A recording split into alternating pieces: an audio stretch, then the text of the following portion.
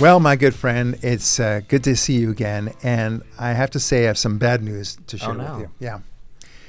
It turns out that you really should not have any more dogs.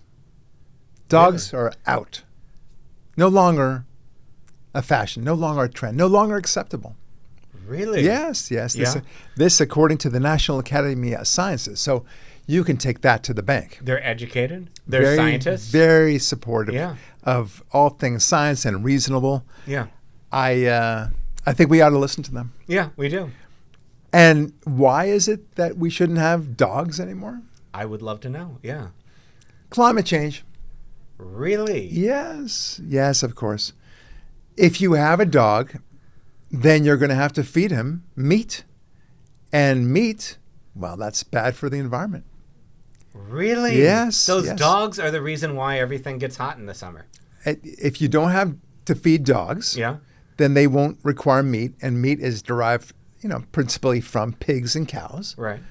And therefore, those pigs and cows, of course, produce methane and such. If you have less demand for the cows, you have less global warming. You see? Yep, that's right. Honestly, I would rather have global warming. Me too. I don't think it's worth living on the planet with that dog. So either, you suffer through a little bit more temperature and maybe you're drowning, but at least you have Fido with you. Right. Or you have two dogs yourself and they're wonderful dogs. They're wonderful. Yeah. I think this is a losing battle on the part of the climate change. People, that's like saying, don't wear clothes. They might like that, because there's such freaks out there. Yeah.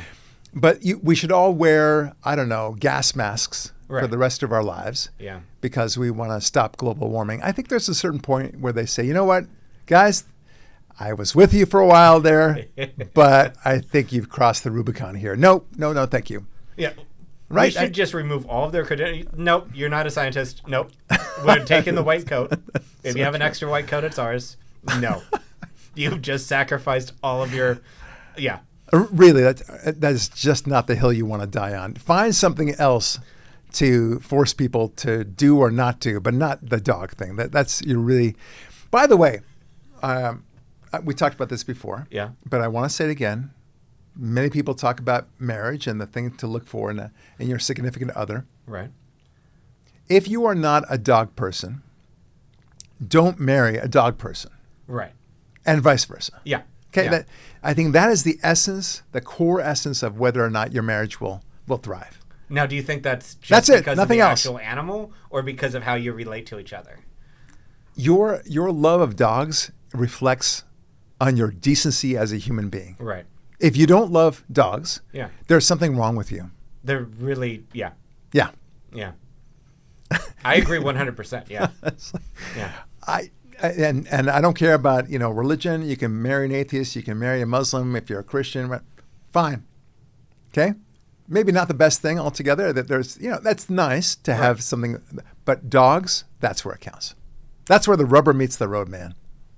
I actually think of a whole new idea for elections. We take every politician, and it's a surprise, and just have them play with dogs. And if they can do it, and they enjoy themselves, right? And if they hate dogs, you're like, so you hate dogs. I love it. Or what you could have is like the two candidates who are finally running, right? Right. In this case, Trump and Harris. Yeah. And have like three dogs. Yeah. And they both say, "Come here, Fido. Come here, Rover," and see to which one the dogs run. That is fascinating. And you're welcome. Yeah. Okay, I just way better. Yeah. Forget about the election. And you won't have to worry about fraud or anything else. No. I suppose somebody could maybe Trump could put some meat in his pocket so they could smell it and then go to that. But you get the idea. They pre-checked for any meat in their pocket. Okay, this is getting silly. Yeah, or if the dog doesn't choose either, they're like, nah. I don't like either of the candidates. They go to the independent, then that's it. All right, so about this situation with, there's so many stories to talk about. Okay, the big story to talk about is this Russia-Ukrainian meeting with Putin in Alaska, which the press claimed was somehow a disaster, but then the very next day there was a meeting with Trump and the European leaders in the White House with Zelensky. And it went really, really well. Everyone is on board with this. Right. It looks like And I think it's premature. That's why I didn't talk about it last week too much. I thought it was great that he met in Alaska. Great. And there's still some time to tell. But we are inching closer and closer to some sort of peace deal. And it looks like Putin is ready to play ball. Right. I'm very impressed with that. I think he's, what Trump is doing is just very clever. Yeah. Forcing the hand of everyone, getting them to articulate their positions. And he may very well reach a peace deal. Yeah. So we'll just have to wait and see. If he does reach a peace deal, this will be what, the 6th or 7th peace arrangement that he's made in the 7 months he's been president? He's more effective than Gandhi. That's true. Gandhi did one war. Yeah. What have you done lately for me, Gandhi? Yeah. Anyway, I mean, to that point, take a listen to these monks who are nominating Trump for the Nobel Peace Prize. Okay? Nice. Now, this is from Jesse Waters opening the show, highlighting that 70,000 Cambodian Buddhist monks were nominating Trump for the Nobel Peace Prize because he stopped seven global conflicts in 7 months. So I guess the Russia-Ukraine one would be number 8. Right. But take a listen to this because it's really funny. And this is about resolving the Cambodia-Thailand conflict recently. So that was pretty impressive. But again, they're doing it for all the incredible things that Trump has been doing. But take a listen. Dear Mr. President Trump, we are standing here today with hearts full of appreciation. Today, 70,000 Cambodian Buddhist monks are wholeheartedly supportive of our Cambodian Prime Minister Hun Manet to nominate you for the Nobel Peace Prize. Please accept, Mr. President. 70,000 monks. All right, so that's pretty damn cool. That is amazing. I never thought I would see something like that, but I also never thought I would see anything like 7 peace deals in 7 months. Right. And he's not, and he's getting close to more Abraham Accords.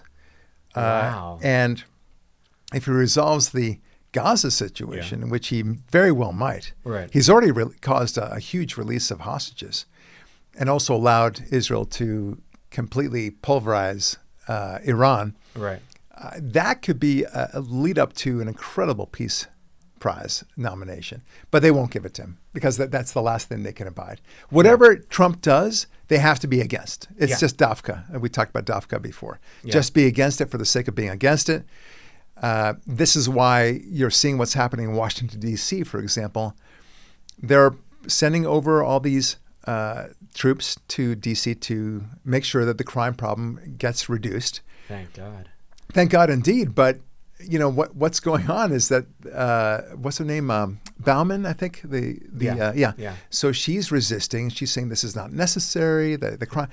But why? Why would you be against this? Well, how could this be bad for your city? Yeah. Don't you think it's good? Why don't you take credit? Say, under my mayorship, I was able to reduce crime, blah, blah, blah. Right. Okay?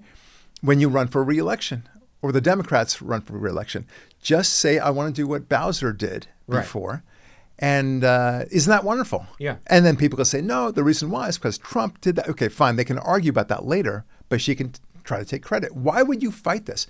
This is not as if it's an experiment. Right. And this bold new idea of having more police presence.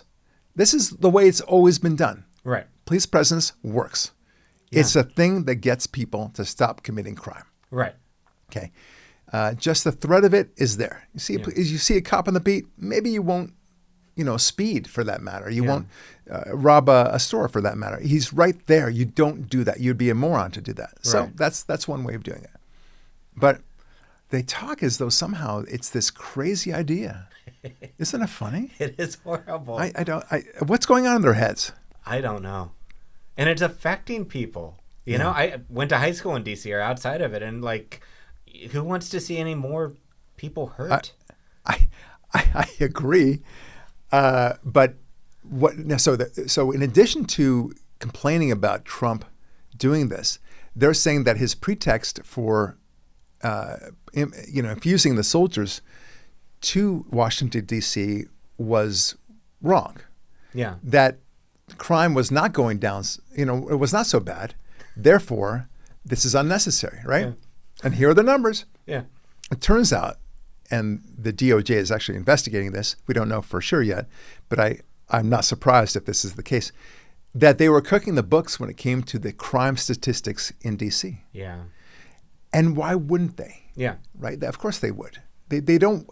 If the criminal statistics are as bad as you and I think they are, and as almost every Washingtonian D.C. resident believes it to be, then yeah, they probably are cooking the books. Right. Saying, for example, one of them was that if there's an attack upon somebody and they take him to the hospital, then they relegate that not as an assault, but rather as a personal injury, the equivalent of an accident. Yeah.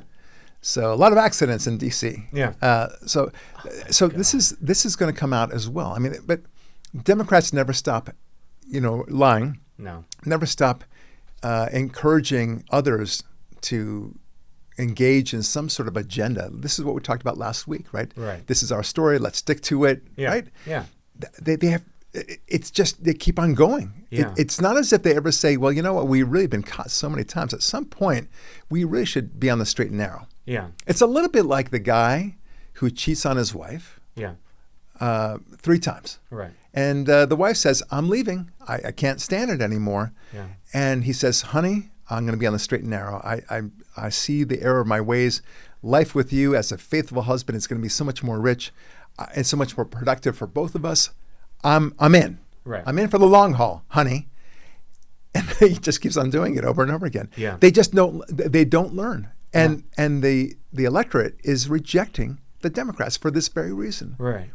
But they think that we don't see that. It's like the husband who thinks that you're not catching him in repeated affairs and lies, for that matter. Yeah. Okay. So this is just very interesting with the adjusted number. Okay. So what's the next story? Okay. People are leaving the U.S. for other countries in droves. Okay. Wow, really? Now, these people are liberals, of course. They feel that this country is going to hell in a handbasket. Yeah. If Trump gets his agendas effectuated, it's going to be the end of the world. Right. It's fascism worse than Hitler. Yeah. Worse, not just Hitler, worse than Hitler. Yeah. And I know 2 very close friends of mine, very close. Yeah. One man, one woman. One is, both of them are leaving the country for different countries. Yeah. One for Europe, one for Australia/New Zealand area. Okay. And they're leaving for the same reason. They're saying it's going to be a terrible fascistic enterprise, and we don't want any part of it. Wow. And I'm afraid. Okay, this is not the country I know. I don't want it anymore. What's fascinating to me about this is that they actually believe this crap. Okay, Yeah. let's put it that. Let's get that out of the way. And you actually grill them because they're making a major life change. Yeah. Right. It's not easy to move, let alone to a different country, sometimes with a different language. And if you do that, maybe you ought to actually analyze what might actually happen. Because you and I know that Trump is not going to take over the country as a fascist dictator. It's just so silly, beyond silly. Right.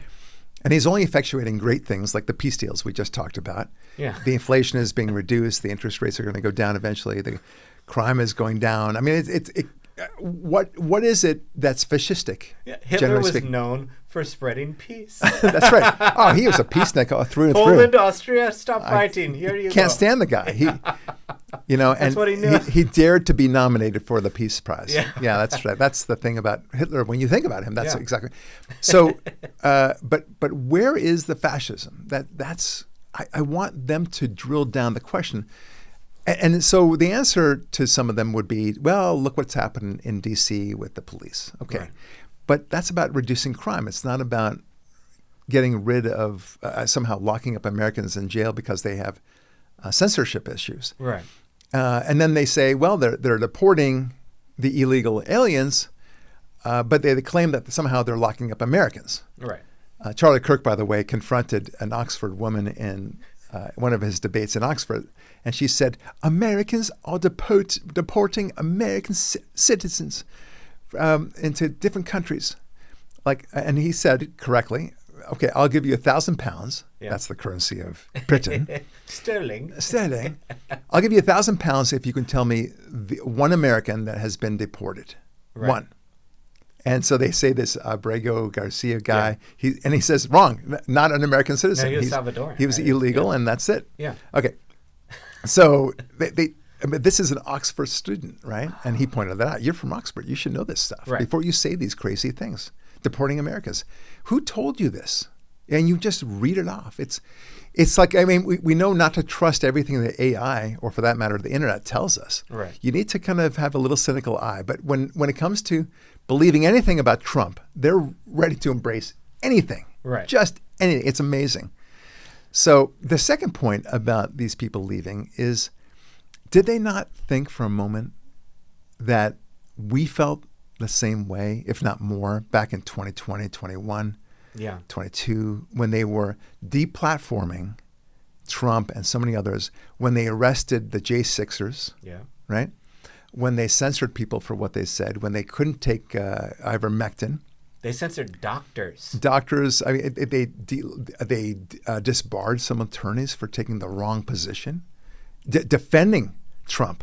You couldn't even allow to be defended. Forget about making an opinion, just as a lawyer defending Trump. That's right. Giuliani he had a question about the election. He got disbarred from New York, right? Right. Yeah. That's right. And John John Eastwood, I think, or Eastman. Eastman. Yeah. He was the one that was disbarred. Yeah. For simply representing Trump. God. So it's an obscene scenario going on here. Yeah. And they had no quibbles with that. No. They were absolutely thrilled when OANN was deplatformed. Right. When I think Parler was also deplatformed, a whole bunch of people were demonetized on YouTube and otherwise. Yeah. They were totally cool with that. And I would tell my liberal friends, and one of them who actually is leaving, I said, are you jiggy with this? Is this cool with you? Well, I have to look at the circumstances. Well, look at the circumstances. Yeah. I don't think it's very good. But you didn't hear me saying I'm leaving the country. Right. But somehow when they get a president they can't wait it out. They can't hope, well, you know what? Better luck next time. They don't say that to themselves. It's the end of the world. Yeah. Only when a Democrat wins the White House is when all things are good and normal again. Right. The second a Republican runs, let alone becomes president, that's the advent of fascism coming around the horizon. Yeah. Boom, there it is. Always. It's really despicable. It's so immature at the same time. Yeah. Where did that change come? I wonder. When was the year, more or less, where that kind of attitude suddenly flipped, where they went crazy if a Republican, their opposing party, took power? Where was that moment? Because when it was Gerald Ford and Jimmy Carter and even Ronald Reagan to some extent, people didn't say it was the end of the world. I mean, actually, beginning with Ronald Reagan, they did say it was the end of the world. So maybe sometime in the 70s? Or even Nixon. He was one of the most popular, if not the most popular presidents. He won by a landslide twice. Yeah. And he did nothing compared to what Obama did. Yes. Nothing. Some people who supposedly worked for him broke into a campaign headquarters. Like, not good, but I'm sorry. It's terrible. Yeah. It's terrible. All right, so there's more to talk about. I want to share with you Stephen A. Smith's video on. He's great. This is a commentator that I love his style, and he brings it home. Right. He tells it like it is in his own kind of down to earth style, shall we say? But we ain't gonna act like he caused this now. It's Democrats in office. It was Biden in office when a full-fledged war against Ukraine took place, courtesy of Russia's instigation, no matter what they try to say to Trump. It was Russia that invaded Crimea, and that was under the Obama administration. It was Clinton in office when you made a deal that disarmed the Ukraine and therefore weakened them, leaving them dependent on the United States. And now here they are having to beg for support that they're owed because of what we promised them as a nation. We promised them this. You owe it to the Ukrainians. You absolutely do. I'm not saying I like it. I'm not saying I like spending billions of our taxpayer dollars to them. That's not what I'm saying. What I'm saying is promises made are supposed to be promises kept. Yeah, so I like the jive sort of aspect of this, but he's really his indignation is absolutely well placed. The fact is, under Obama, they lost so much land. Oh yeah, it would not have happened under Trump. No, and now during this recent visit, I believe in Alaska, between Putin and Trump, Putin admitted to Trump that had you been president back in 2022 when this began, I would never have gone in. Right. Like, yeah, saying what we all know, but it's nice to hear it from the dictator's mouth himself. Yes. But there was a dossier before. I'm sure there was a dossier. Oh, yeah, it's all the dossier. Very interesting. So you also heard this story about the Texan delegation that tried to stop the redistricting in Texas. They're allowed to do it under Texas state law. Yeah. In California, they can't do it because it has to be every 10 years, and they're trying to make this happen. But it's really interesting how they decided to try to leave to try to forestall this.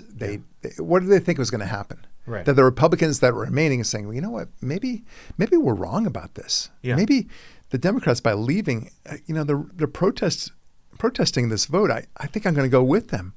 What did you think was going to happen? Yeah. I mean, it's a little bit like dealing with a cavity. Yeah. And a root canal would work if you like, but something big has to happen. And you just you leave the dentist's office because you don't want him drilling your teeth. Like, yeah. at some point, you've got to get your teeth drilled right. so that you can get the cavity filled. You got the idea. Yeah. And they don't want it. I get that, but it's going to happen. Yeah. You just have to deal with it. And one day, when you have a Democrat for a governor in Texas, maybe you'll be able to flip it around. Right. And you'll say, hey, what's good for the goose is good for the gander. Remember what you did in 2025, blah, blah, blah. But when we do it, it's the first time in history that's ever been done, which is not true. Yeah. Gerrymandering has been an art by both Democrats and Republicans. Oh, yeah. But somehow this is an isolated incident. That's the beginning of fascism. Again. Fascism. Oh, my God, yeah. But Gavin Newsom wants to now do a redistricting in California. It's not going to be able to do it. I talked about this on Newsmax today, where I said I don't think that he's going to be able to achieve this because of the constitutional issues. What's going to happen in the end is that Texas will go through, I believe it already passed today, the redistricting, fine, which is not a surprise. Yeah. And then they'll be all up in arms about it, and they'll quietly forget about it. Right. California will not go forward with the redistricting. There's a lot of things that they threaten, that they say, we're going to appeal this, we're going to appeal that, and then they don't do it because the news cycle has changed, right? Do you remember that? I'll give you an example, and I gave this example on Newsmax. Do you remember the masks on planes, the requirement, right? The FAA required it or whatever. The Biden administration required it, essentially. Right. And a district court judge said, no, you don't have to do that anymore. And everyone took off their masks right away. And Biden said, we're going to appeal this, Right. And it was not a popular appeal. And of course, he didn't appeal it. Or he did file an appeal, but it didn't prosecute it. It was dismissed. Right. And that was that. You never heard about it again. This will be the same thing. Yeah. They won't do a thing. No. He's a clown, Gavin Newsom. But he had this a recent event where he's talking about how he's going to, we should all be alarmed because of the upcoming Trump disaster, the train that's going to hit us all. and he's going to run for president, of course. So anyway, take a lesson. Wake up, America. Wake up. You will not have a country if he rigs this election. You will have a president who will be running for a third term. Mark my word. I wasn't exaggerating when I said that I received in the mail a Trump 2028 hat from one of his biggest supporters. These guys are not screwing around. The rules do not apply to him. The most corrupt president in history. He doesn't believe in free enterprise, crony capitalism. He is wrecking this country, wrecking the economy. He's a lawless president. Wake up, America. Wake up to what's going on. Oh man, that's some tough fighting words there, buddy. I got to tell you. I mean, it's amazing to think. So let me get this straight. Somebody sent him, if you even believe it, right, a Trump 2028 hat. Okay, the end of the world. So that means that Trump himself is running for president in 2028, and he's going to defy all the constitutional, limitations on that.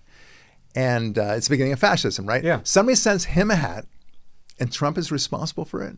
Yeah. Right. I just want to be clear about this.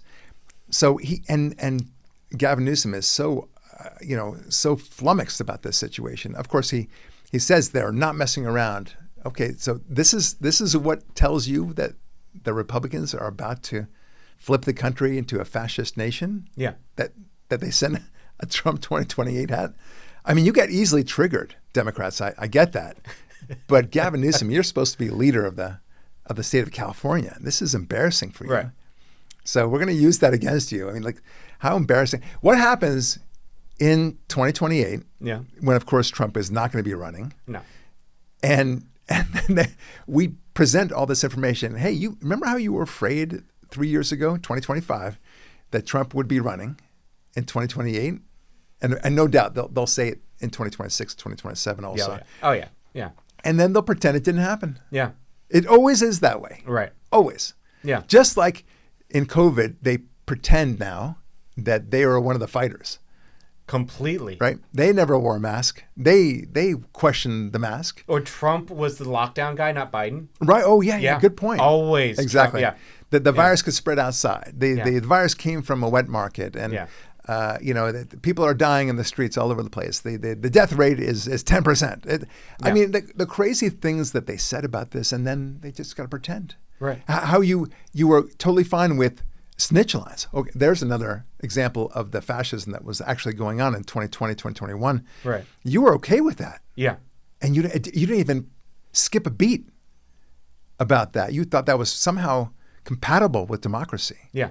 That was, you had neighbors literally looking over the blinds saying, oh, I see little Charlie outside playing without a mask. Yeah.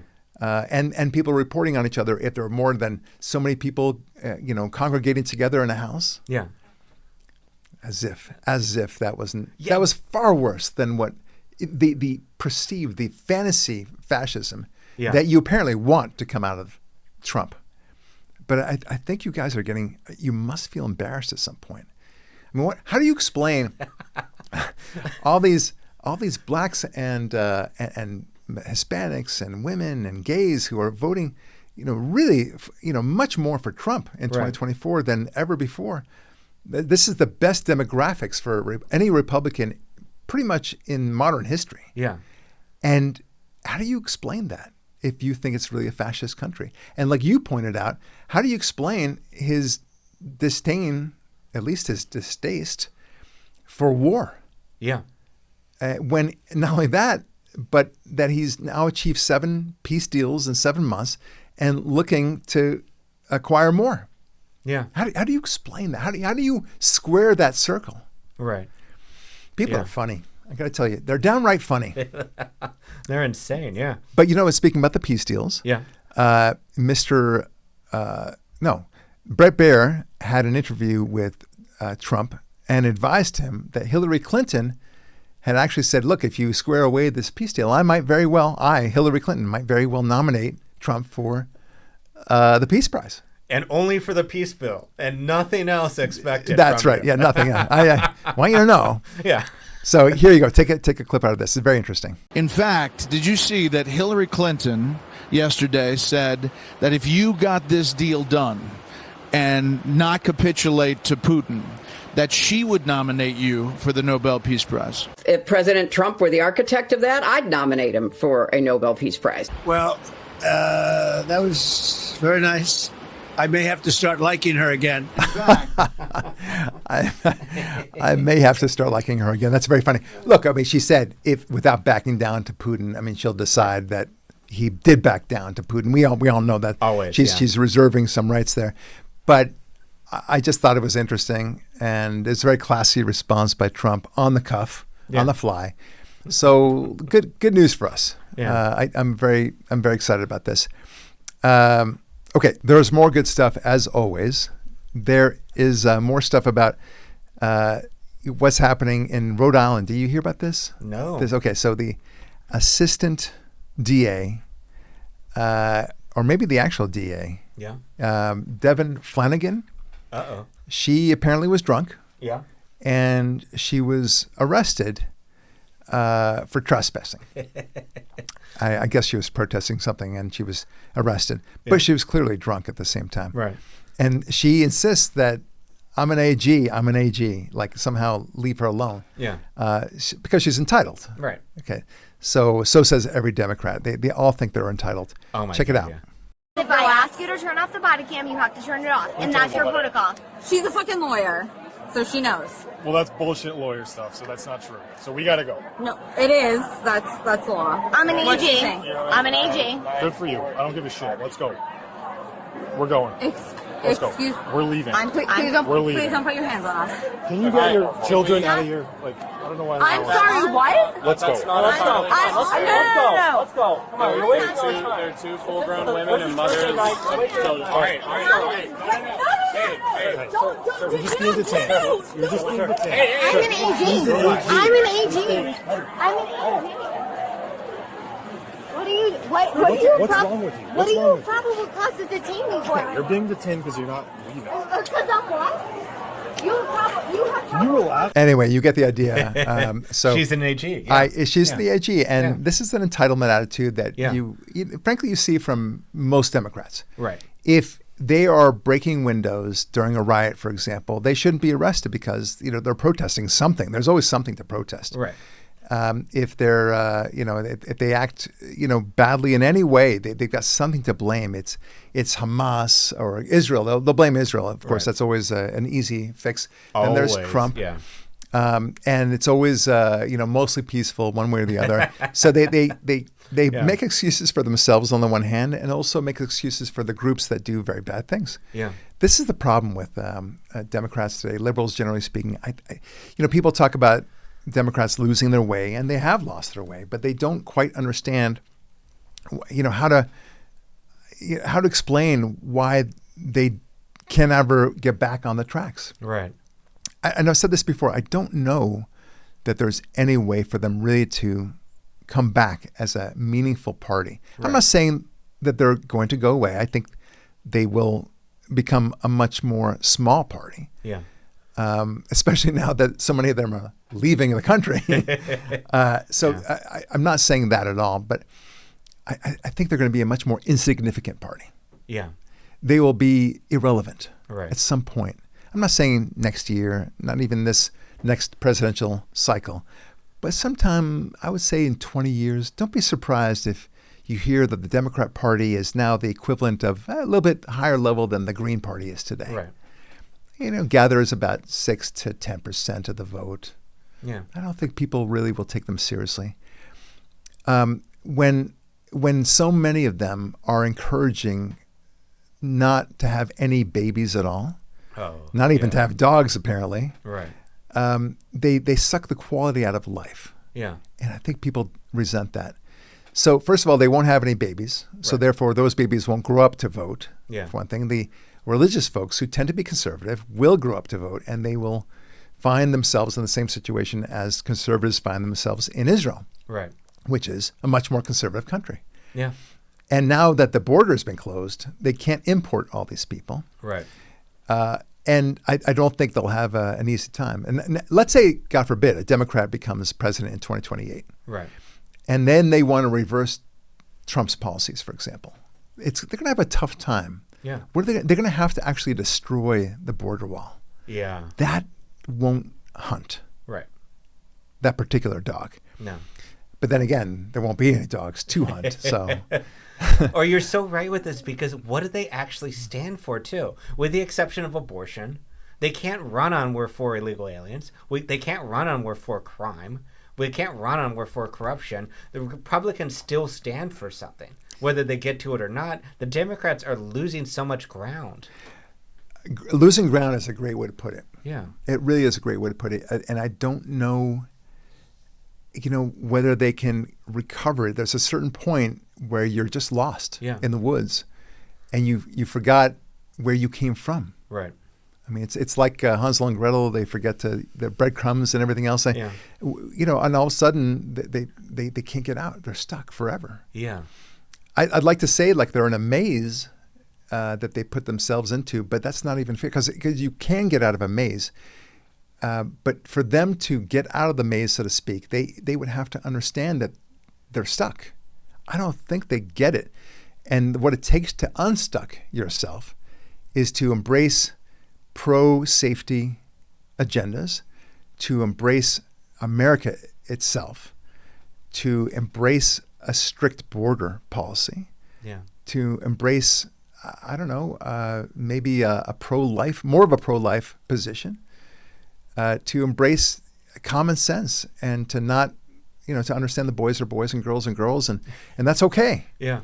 These are very, and to embrace God. That was what I was going to say, is that it's that simple. If they were to embrace God, everything, they would become Republicans, first of all, but every single thing would be, no, boys are boys. Every single thing would just fall into place. You know it. And they wouldn't be in that darkness. They wouldn't be in that maze. That's exactly it. That's a fantastic way to end our podcast today because, look, I'm happy that the Democrats are waning. Yeah. I wish they were stronger. But for them to be stronger, that would mean that they would have to be more conservative. They would have to be in the same camp, the pro-America, pro-God camp that we just talked about, and they're not. Right. And that's to their own detriment, to the Republicans' aggrandizement, and so be it. This is the bed that they've made for themselves, and I wish them the very best. Right. But as they head off to other countries, feeling very good about themselves, that's important. Yeah. But we'll take over America. Thanks very much, and you'll see that it's a much more conservative country, and it'll become ever more powerful. Yeah. Ever more taken seriously, and that's the way it should be. Yes. All right, folks. Barak Lurie signing off, saying God bless, be strong, and we'll talk with you next week.